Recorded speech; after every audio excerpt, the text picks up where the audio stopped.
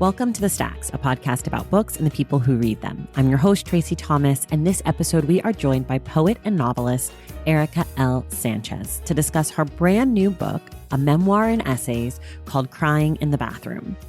This book has been called everything from raunchy, hilarious, and unapologetic to insightful, poignant, and brutally honest. It deals with topics including sex, depression, and religion, and I talked today with Erika about her upbringing as a Mexican-American misfit, her award-winning career, reproductive justice, and a lot more. Our book club pick for July is Season of Migration to the North by Tayeb Salah, and we will be discussing this book on July 27th with Elamin Abdel Mahmoud. Quick reminder, everything we talk about on each episode of The Stacks can be found in the link in the show notes. Listen, if you love this show and you want more of it, head to patreon.com/thestacks and join the Stacks Pack. It's a community for book lovers and lovers of the Stacks. We've got bonus episodes, a super duper active Discord community, our monthly book club meetups, and more. It's also a great way for you to show your support for the work we do on this independent podcast every single week. Head to patreon.com/thestacks to join. And while we're here, let's do a quick thank you to our newest members, Amy Nicolaisen Kleiner, Dakota Collar, Jada Thompson, Zykia Guiacabo, and Emily Lausma. Thank you all so much, and thank you to the entire Stacks Pack for your support. And now it's time for my conversation with Erika L. Sánchez.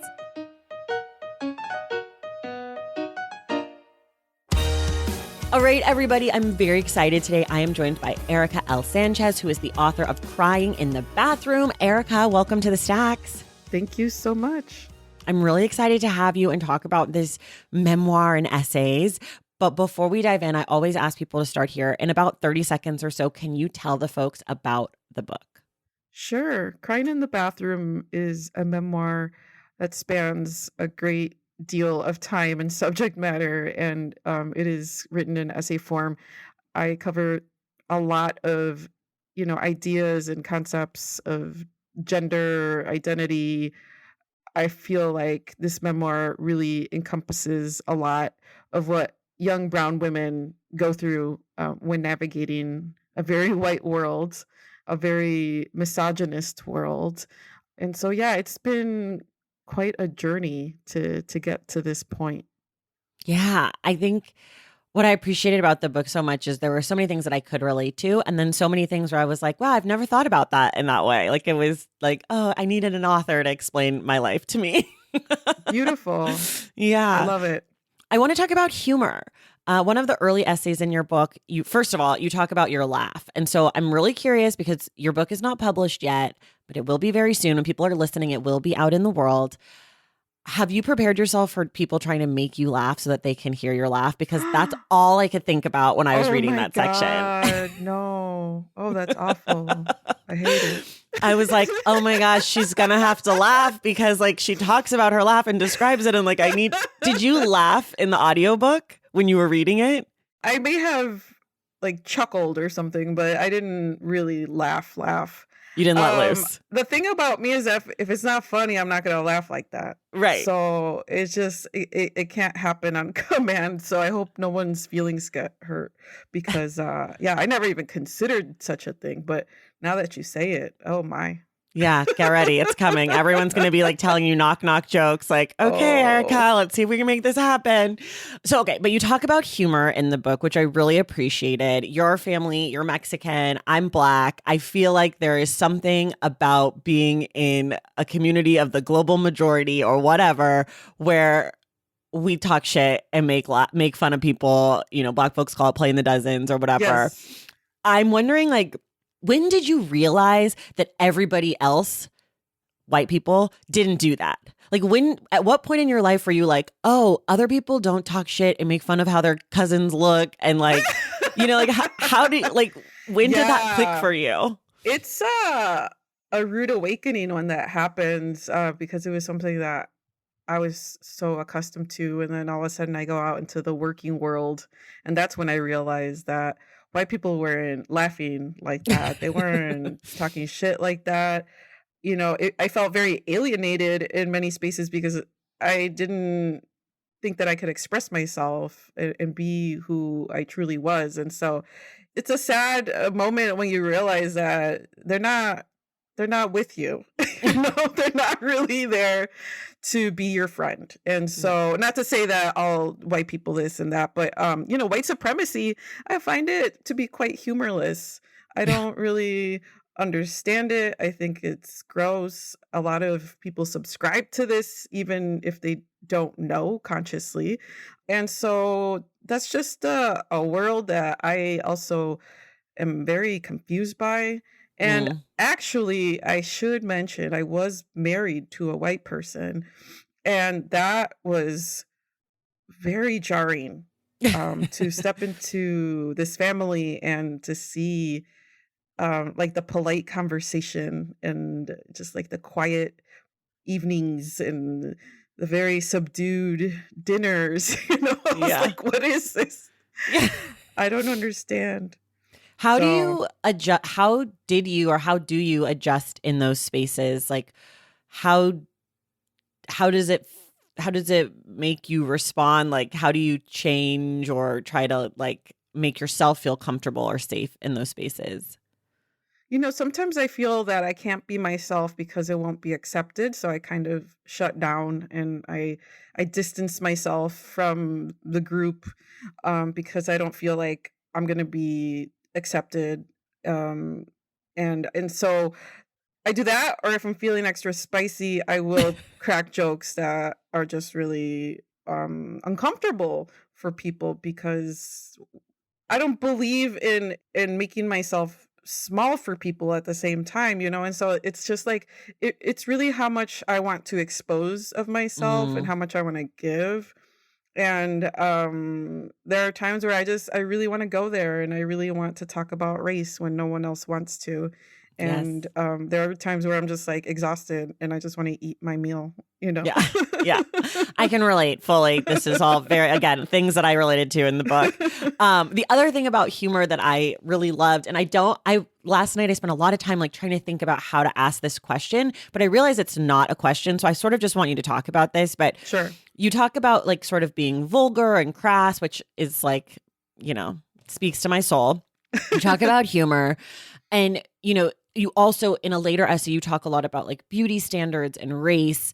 And to me, I just kept thinking that like all of these things are really connected. Like this idea of femininity or being a woman and what's beautiful and what's allowed and what's too vulgar and what's not. And I'm wondering, like, I guess, sort of how you grappled with those things being a Mexican American, being someone who is vulgar, being someone who has a loud laugh, someone who wears bright colors, someone who takes up space in this world. And then I guess also not just how you deal with it, but how you decided to like funnel that into the book, because that's like a whole different, like you have to live it Yeah. and then you have to write it. Yeah, I mean, I never intended to write a memoir, honestly. Like it didn't come until, you know, when I started writing it, which was almost 7 years ago now. Um, I didn't imagine that I was that interesting, to be quite honest. But as I started writing essay by essay, I started to realize that I had a lot to say about a lot of different things. Mm, And I saw it as a book of essays. And then it was then like rebranded as a memoir, which is fine. I see it as a memoir now as well. It has a narrative arc. But yeah, to be a person with like that kind of, I guess, spirit, personality, whatever, it's not easy because not everyone likes it. Not everyone right. appreciates it. People don't like that I'm really honest oftentimes, or that I talk about racism and misogyny and homophobia openly. That I talk about abortion very casually. You know, I feel that I became this person because I was tired of being told who I was supposed to be. Hmm. And I always fought against the labels, the boundaries set for me. I didn't want to be like a meek Mexican girl who just like stayed at home and, you know, doted on her family. Like that wasn't Mm, going to be me. And it was pretty upsetting to, you know, my mom, my dad, that I was so rebellious and so adventurous they never imagined such a thing. And so I wrote this book and I channeled all of that into this book because I wanted young women to feel free to be themselves, Mm-hmm. even if it makes people feel weird, it makes your tia uncomfortable, or your dad doesn't agree with your career choice. Like I have students, female students, women students who are so bright and so ambitious, and then they're like, well, my dad won't let me major in such and such. I'm like, you don't have to listen to your dad. Like I don't know if I'm gonna get in trouble one day for that, but I want young women to take up the same kind of space, to be who they are, to call out the truth and call out injustices, because I mean shit's really scary right now. Yeah. Like Yeah. we have to just have a resilient spirit, and we have to be willing to take risks if we want things to change. Yeah. I mean, speaking of things being really scary, we're recording this the first week of July. As you mentioned, your book you started writing 7 years ago. I wonder if you had any idea that the world that your book would be coming out into would be this world where this book feels like very on the nose. I mean, I read the book 2 weeks ago, and we're going to try to prevent any spoilers, but one of the jobs you had was working in PR for a reproductive rights organization. And, you talk candidly in the book about abortion and about parenthood. You're a parent now. And I'm just wondering, like, how do you feel about this book that like talks about these things coming out in a time where like these rights are being taken away? And like, I think, the conversation around this book, I feel, will center on those things more than maybe it would have if it came out last summer. So I'm just wondering like how you as the author reckon with that stuff. Yeah, I mean, I do not want it to be relevant at all. Right. I wish Right, all right, of right, right. this was of the past and we were living in some sort of utopia, but that is not the case. And No. the timing of it is a bit startling. I just did not envision this at all. I mean, we lived through Trump and that was traumatizing enough. And then now all of these other things have happened. And I'm just really scared. And I feel like perhaps this book could get people to have certain conversations, to perhaps encourage women to speak up about their own experiences, to show the world how, reproductive rights are human rights, and it's a life and death situation for many, many people. And so, yeah, it's scary. I don't like it one bit. I feel like I'm going to be on quite a roller coaster for the next few months. Yeah. Talking about these issues. And, I'm trying to take care of myself as I do it so I don't, unravel, which is very possible for me. Right. I mean, that's the other thing that you talk about a lot in the book is mental health. You are very candid about your struggles and the things that you've gone through and the ways that you find peace, and a lot about Buddhism and meditation and these types of things.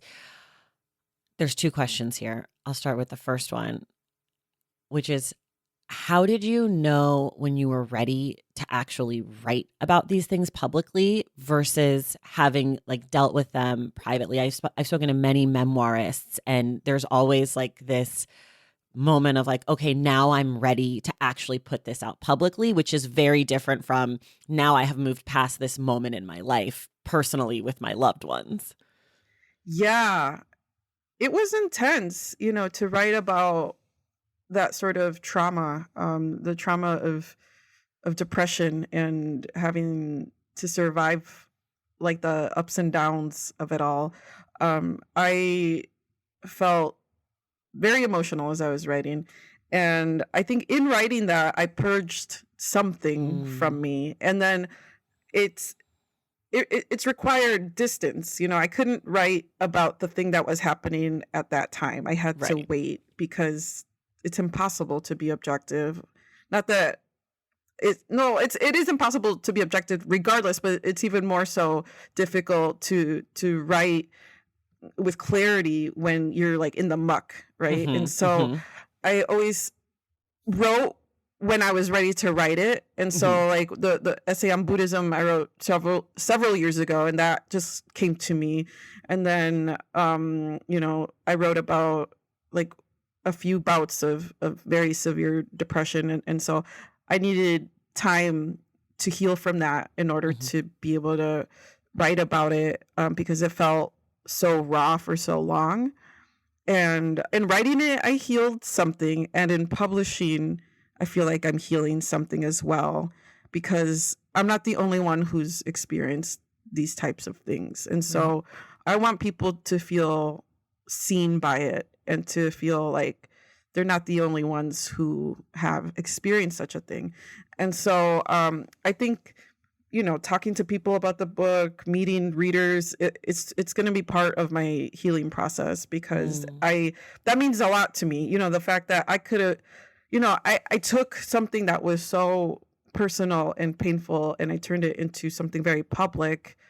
But that was for a greater good. It wasn't for attention or whatever. It was like, I want to make art with this, and I want people to respond to it.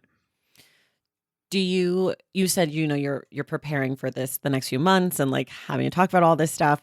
What are some of, if you don't mind sharing, this might be too personal, but what are some of the ways that you're kind of planning to protect yourself, take care of yourself? Yeah, I can talk about that. I feel so safe in my house. I love where I live.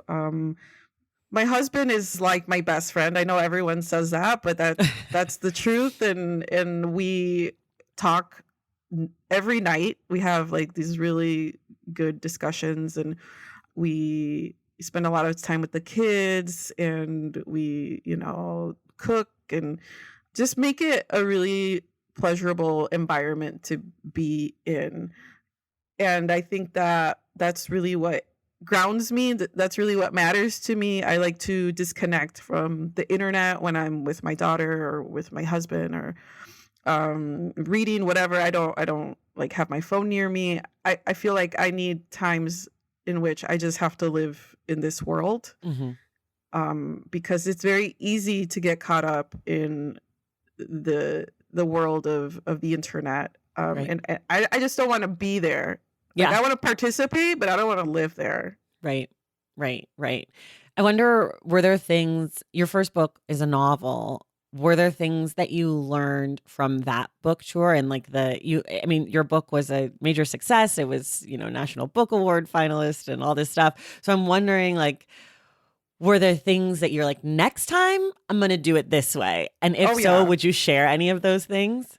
Yeah, I can't say yes to everything. Okay. Love this boundary. Yeah, I'm done with that. I was very scrappy. I hustled for a long time. I don't have to do that anymore. I could be selective about who I say yes to. People get their feelings hurt, but too bad. I don't really care. Thanks for saying yes to me. Appreciate it. I mean, I say yes to things that I want to do, but there's so many requests that I'm like, I can't respond to this all. And so just, choosing things that bring value to my life, and not just like go to any small town in the United States. And small towns in the United States now scare me. I mean, they scared me in the past, but now more so. And so I'm not going to go to Utah anymore. Sorry, Utah. Do better. Yeah, then Erika might come back. You owe her an apology. I don't know what you did, but better. you know. Be better.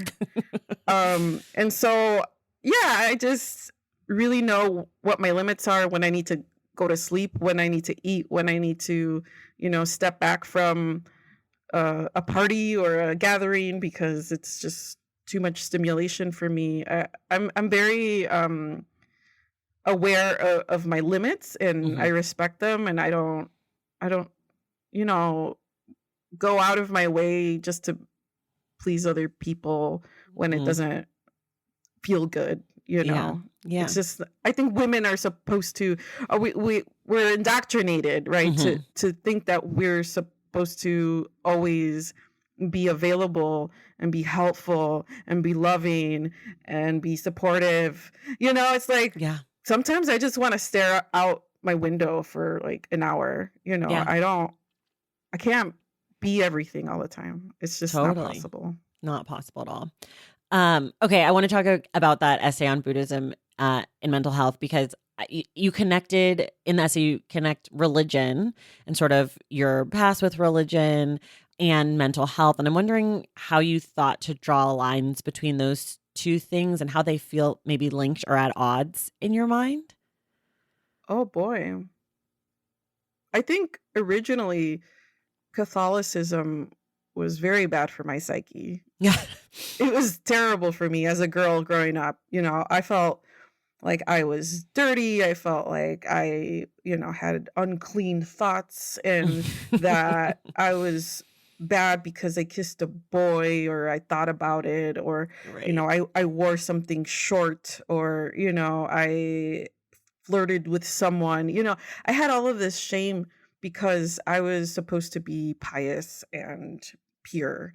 And it wasn't like the way that my parents ever imagined. Like I decided very early on that Catholicism was hurtful to me and to women, and that was very upsetting because I was rejecting this tradition that they had given me, Mm. and so that was a point of contention for us for a long time. Not so much anymore. But I realized that it was bad for my mental health to believe these things about women and myself. And so when I found Buddhism, I realized that religion didn't have to oppress me, that it could Mm. uplift me, that it could make me more whole, that it could make me more at peace with myself and the world. I was able to make sense of, a lot of suffering. I didn't really have a reason for it before. It was just like, well, God wanted it that way. That Mm. to me isn't a very good explanation. And Mhm. so in Buddhism, we think about karma and cause and effect and how, there is no God puppeteer in the sky, like trying to control our thoughts and our movements.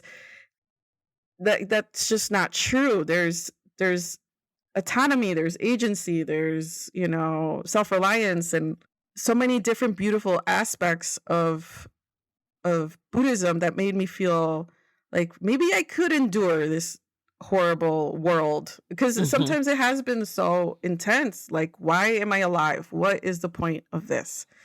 Especially as a young girl, I was like, I don't have choices, so what's the point? Yeah. You know?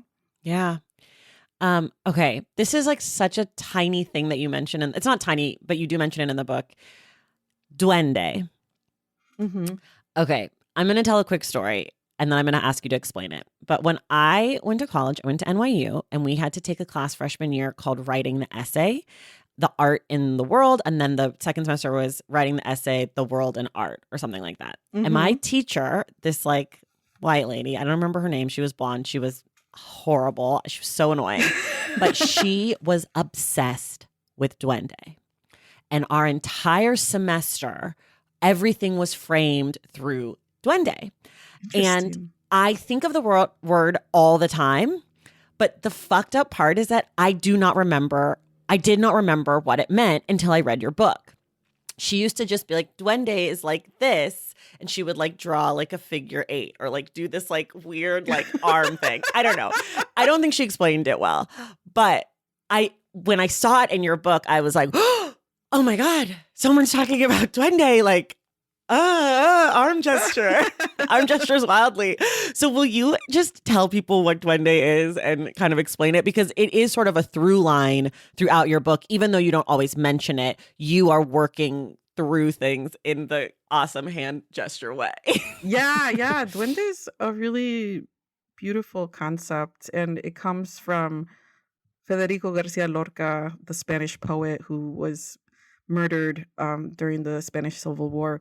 He wrote about Duende being a sort of proximity to death. This awareness of death makes us more alive. And so when you see flamenco dancers, there is a darkness there. They're like stomping out some sort of malaise that they're experiencing, it seems.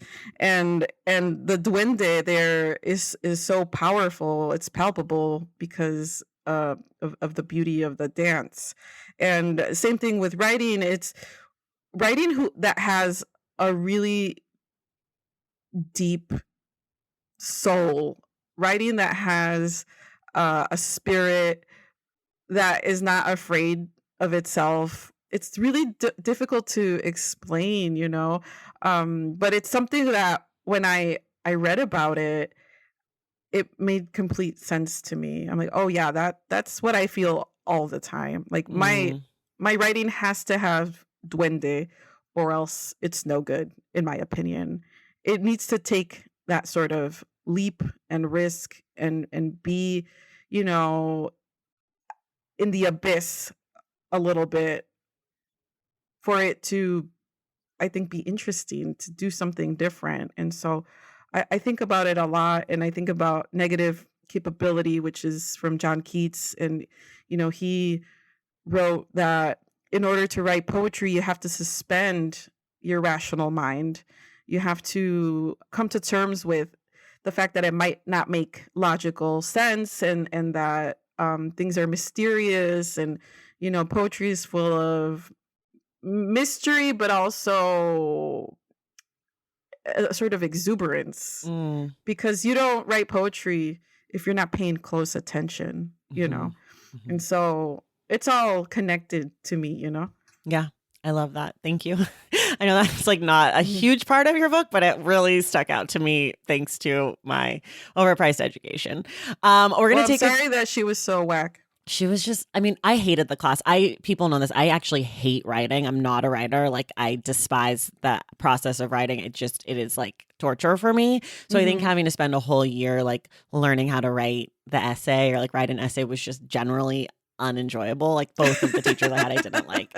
But she was just like, she was probably like an overworked adjunct professor. Like, it's probably not her fault. She probably fucking hated her life too.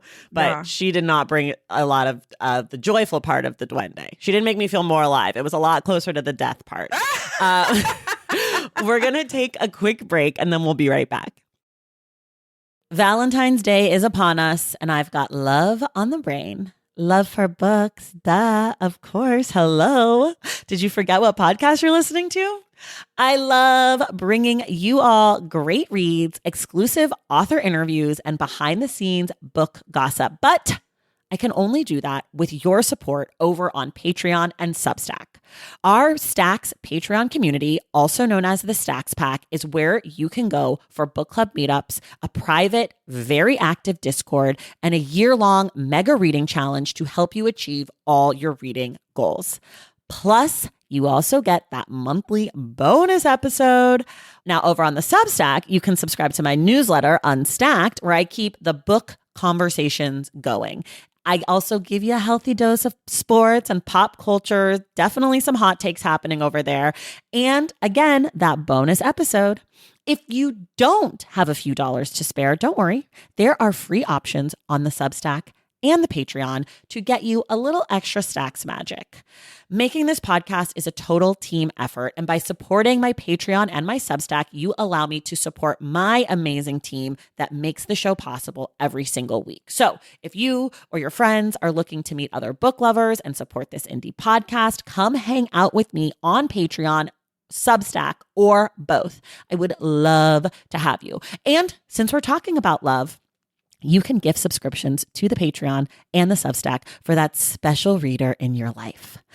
For the Stacks Pack, head to patreon.com/thestacks. And for the newsletter, head to tracythomas.substack.com. And also, there are links to both in the show notes. Okay, see you in the Stacks.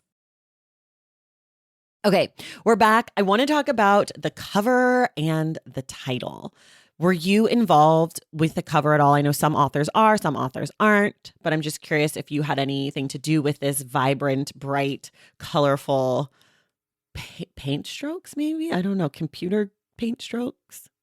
I don't know, but it's beautiful. Like I look at it all the time. I'm like, how do they do this? Yeah. It's really lovely, and I have to thank my graphic designer for that, the book designer, because I never would have thought to pick this. Hmm. It made perfect sense once I really thought about it. It felt really right because I didn't really want an image because the book already was saying so much. Yeah. And crying in the bathroom is a title that I've had since the beginning of this book. Oh, really? Yeah, yeah. I came up with that 7 years ago, and I was like, this will not change. I was Did ready anyone to. try to change it? No, no, Okay. but I was ready to fight if I had to, Okay. because I felt like it encapsulates so much of what Hmm. I'm talking about. And so that's how it came to be. And there was like concern about it being similar to Crying in H Mart, which Oh, I understand. I felt that it was still different enough. And also, I had this for so long that I was not willing to part. So, that's so funny. That didn't even cross my mind, and I've read that book until you're saying that right now. mm, It didn't.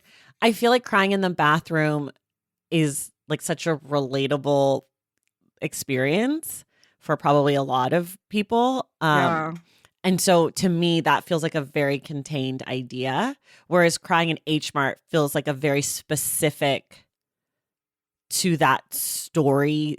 Do you know what I mean? Like yeah, I've yeah, I've never cried in an H Mart. Like that feels yeah, like a thing, but I'm like crying in the bathroom. Like we've been there. If you're yeah, crying, you got to go to the bathroom to let your boss see you, or like you're exactly. on a date and it's horrible, and you got to go. Like there's just so many reasons you could be crying in the bathroom. But Hmm. crying in H Mart to me, just like I didn't until you're saying that. I'm literally like, wow, I can't believe I didn't think. So I don't think that they're linked that much at all, except for That's that they have perfect. crying in. I was not concerned about it, Yeah, I but don't think you need to be. Of course, yeah. now I'm gonna get a million DMs of people like, how could you not think of that? It was and it's right there. Oh God. Well, that you're Don't nobody tell never me that I'm an idiot able to today. stop. Thanks. Yeah, don't tell People me. have an opinion on dumb shit all the time. So. Oh, don't I know it? Um, don't I know? But also, my DMs are a great place to get information when I'm like, I say the wrong thing and then I find out about it instantly because everyone likes to let me know. Oh no, it wasn't Erica, it was Samantha. I'm like, okay, thanks. Oh boy. Okay, what's not in this book that you wish could be in this book? I think about that sometimes because I have some really good stories. Everyone's like, "Oh, you wrote your whole life." I'm like, "I did not write my whole life. There's a Part two. lot more." Um, it's the time that I spent in Mexico when I was studying abroad. That's kind of what I wish I would have written about because it was a really funny slash sad experience for me. I was going through a breakup and I was just a mess. Mm, And I was just drinking and drinking and not eating, and I felt very lonely. And I feel that there's a lot to say about that time. And then mhm. also I went to my first strip club there, and that Okay, was really that's a book. interesting. Yeah, and that place was fascinating. So I feel like that will emerge at some point. I really want to write that story because it's a story that I think I would have fun working on. Yeah. Yeah. I really liked the ways that you talked about your own life in comparison to the lives of your mother and your grandmother and the women that came before you in your family, and the ways that like we think about what a choice actually is and what a choice isn't. I don't know. I just found that to be really, again, that was one of the things that I was like, I've never thought about this in this way, kind of thing. So I really liked that. Um, how did you know you were done with the book? How did you know that you had made like a complete thing? Um, I wasn't quite sure. I mean, Okay. I felt like this was the best thing that I could write. I took it as far as I could. And then my agent looked it over, and then my editor eventually looked it over, and I added another essay. But yeah, I felt that there was no way I could improve what I've written by myself. And Mhm. so let's try to see what the world has to say about it. And so when I showed it to my agent, she was really pleased, and I made some changes, and then we sold it at auction, and it was bananas. I just didn't even understand what was going to happen. And, I met with many different editors, and it was really exciting. But yeah, to get to that point, I had to rewrite this thing multiple times. Mm. I always do this thing where I print the whole document and then I write it all over again. And Wow. so that's what I did with these last two books. And it works because it makes me pay attention to language more. It makes me cut things out that feel unnecessary. I remember to include other things. And so that whole process is incredibly important in my revision. And yeah. And then, of course, with my editor, I don't know how many times I've revised it. Mm. It's just hard to remember. It's all blur now. It was just a Right. lot of work. Yeah. Will you say which essay you added? The last one. Oh, okay. Okay. Since we're on process, let's do my favorite. How did you write this book? Where were you? How many hours a day? How often do you write? Do you listen to music? Are you having snacks and beverages? That part's important. Are there rituals? Are there candles? Is there a yoga session before or after? Like, set the scene of your writing. Well, where to begin? I write in many different places. Now I have my beautiful office here in the attic of my house, and it's been really wonderful to have like a cozy place where I can look out the window. No one disturbs me. I could work and feel like I forget what is happening outside in the world. And so this has been really nice. But before this, I mean, I've written on planes, I've written on trains, I've written in different countries, I've written, in bed, sometimes in a notebook that I carry. I take walks a whole lot, and that helps my process. I seem to like really figure things out when I take a walk. And so, now that I'm more stable, much of it takes place here in at my desk. But when I was single, I was traveling, I was doing this and that. I was just really writing wherever I could, and wherever the inspiration struck me, I always listened to that pull, Yeah. What about snacks and beverages? Oh yeah, of course, many snacks. I Yes. like hot chips. I like chips. I like kombucha. Okay. What I is there a flavor of kombucha that you are? Watermelon. Okay, interesting. It's very good. And All right. everyone else in my life seems to think it's disgusting, but I stand by it. Okay. Um, and what else? You know what? I smoke weed, Okay. whatever. I'm not ashamed. Yeah, I'm always just moving around, and sometimes I, stretch, sometimes I work out, sometimes I like sit and meditate for a while. It's kind of all over the place. Also, reading is part of my writing process, obviously, and so I have to read a lot in order for me to feel nourished intellectually and emotionally. Do you read in close proximity to writing, or do you just have like a healthy reading practice that sort of sustains your work? Or some people like to sit down and read like 10 pages before they start writing, or is it more just like you read a lot generally? It's more general. I'm always reading, and sometimes I read when I'm writing, sometimes I don't. It all depends.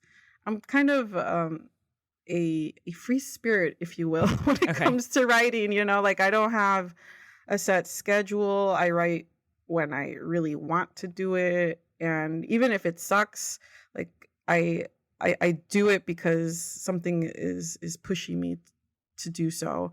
And so for me, there's really no limit. Hmm. I always make sure to have a pen. I mean, sometimes I type things into my phone, but that doesn't feel right to me. I'm Yeah. kind of romantic in that way. What's your sign? I'm a Gemini, and everybody hates us. That is true. People do hate you.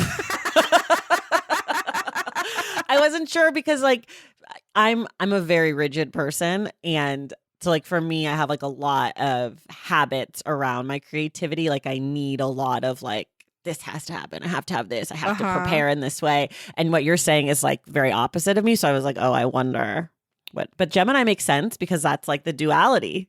Yeah, right? we're Like all you over can the place. you can do it in a lot of different ways. Wait, what's your sign? I'm a Leo, but famously, I was see. born the last day of Cancer, and I didn't find out I was a Leo until I was an adult when someone did my chart. But I was born so late at night that the sun had transitioned into Leo. So I'm like a real, true cusp person. Oh, wow.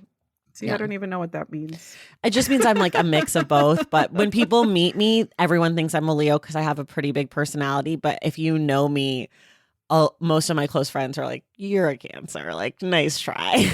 Oh, interesting. Yeah, I think I have big Leo outside energy, but inside I have big Cancer energy. Anyways, what's a word you can never spell correctly on the first try? License for some Oh my reason? gosh, that's an impossible word. Yes, What is that? correct. That's stupid. There's like, where does the S go and where does the C go? Because I know they're both there, but like, good luck. Good luck to you trying to spell that, anyone. And then, it makes me feel very stupid. I'm like, why do I not know how to I can't spell this? anything.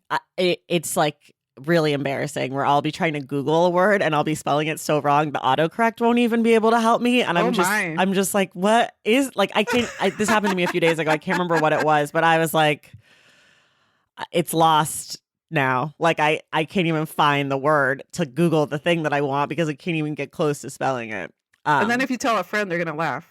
Well, I tell my husband, I'm just like, so if you were gonna spell license, like what direction, like where would you start, and then like keep going till you get to the end. Just help, please. Oh, I love it.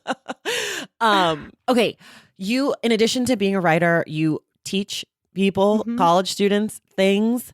How does that help or hurt your ability to write? Like, does it get in the way? Does it give you ideas? Maybe it does both. Both, but for the most part, it really helps. I feel like teaching keeps me very closely engaged with texts. And so I am always like learning different things. I learn a lot from my students. I really love the act of teaching. I think it's really fun and it brings me a lot of joy. And so talking about books with students when they also feel strongly about them is very fun. And that's something that I always want to have in my life. I think young people bring so much energy to me and in my life that I just want to keep teaching forever. On the other hand, there are times where, of course, I get tired and there's all this crap I need to do and I have to grade and I hate grading and, all I want to do is like hole up in my attic and write things and read whatever I want, but it's not possible because I have all these responsibilities. And so that's the only time that I ever feel frustrated, but it's really not that bad. And I, for the most part, just love the experience of it. Yeah. What's the title of your course that you are teaching currently? Does it have a great name or something? Well, I had Latina memoir a few quarters back, and then I taught American Writers of Color. Which I designed. How do you even narrow that down? Like, how do you even come up with like a syllabus for that's like so many books? I mean, of course, but I give them like just an intro into this world because many of them haven't read these types of books before. Right. A lot of them were like, I've never read a book by a Native American person or a Latino person, Latinx person. And so I feel like it's my job to expose them to all of these great books that, their teachers probably did not expose them to. Do you, so I've had people on who are professors before who say that they pick some books that they know and then they always put in at least one book that they haven't read that they've been like really wanting to read into their syllabus. Is that what you do? I do, but you know what? It's been a challenge at times when I get the book and I'm reading it and it's just a chore to read. Mm, Sometimes yes, I can relate. it's not good. It's not what you wanted, and you still have to teach that. So Yeah. you better get it together and figure it out. And so that's that makes me hesitate sometimes to do that. But yes, I've done that. Do you ever find, I mean, for me, a person who picks a lot of books that sometimes do not pan out, I find that some of the books I don't like actually end up like being the best ones for conversation or the best ones for like when I have these book club dialogues or whatever, that if I have issues with the book, it ends up being like more fun to talk about.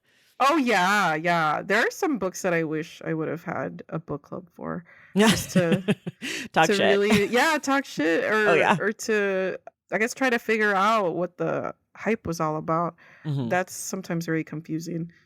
Yeah.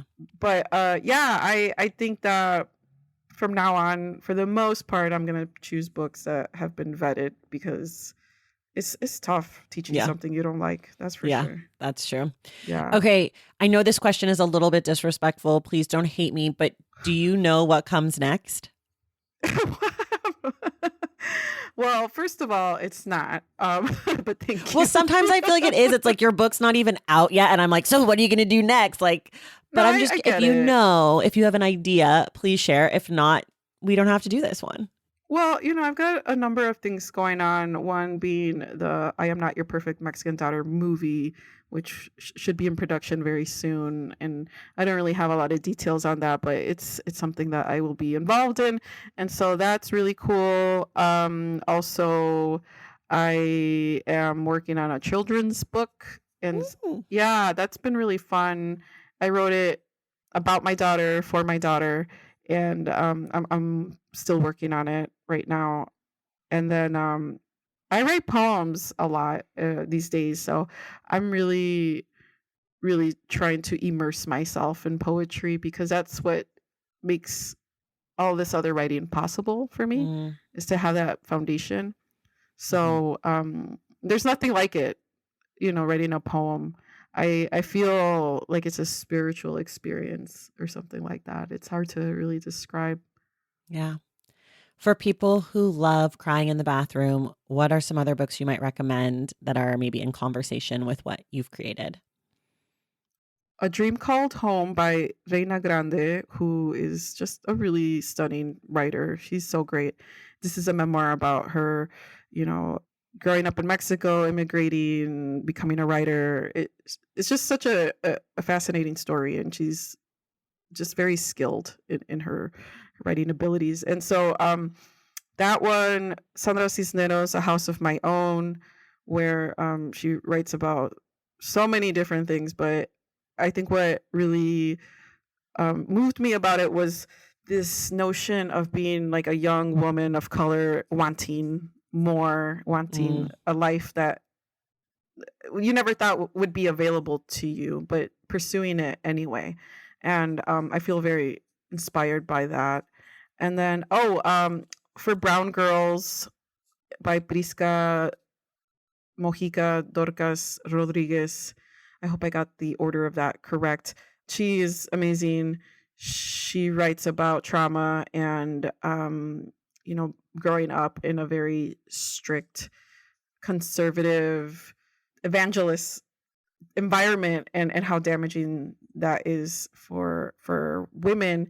And I have a list of books that I made for my students. mm. Actually, I have a Google Doc where I just keep adding books to it, because my students have requested that I do that, and I was very happy to do so. That's awesome. Are you going to share it with the rest of us, or Oh if we yeah, have? Oh I could yeah, will share you it. send the link? I can put it in the show notes for people. Ooh, cool. Yeah, yeah, Okay, yeah, fantastic. yeah. Last question. If you could have one person, dead or alive, read your book, who would you want it to be? Toni Morrison Hmm, or James Baldwin. can't argue with that. Perfect people. I feel like we would have like really great discussions if I was able to talk to them. Maybe in my dreams I can conjure them, Yes. because my writing is like very much in in the spirit of what they wrote, and I feel very influenced by them as people and as writers. I love that. All right, everyone. Crying in the Bathroom is out now in the world as you're listening to this. You can get it wherever you got your books. Erika, you do the audiobook, right? I do, yeah. And you can hear my really aggressive Chicago accent, which you've heard here as well. I don't think it's really aggressive Chicago accent at all. I've heard really aggressive, makes me uncomfortable. Yours is not even close, but Okay, sure. good. But anyway, everyone, you can get a book. You can get the book wherever you get your books. You can get the audiobook if you want to hear more of Erika's allegedly very aggressive Chicago accent. Erika, thank you so much for being here. Thank you. This was lovely. And everyone else, we will see you in the stacks.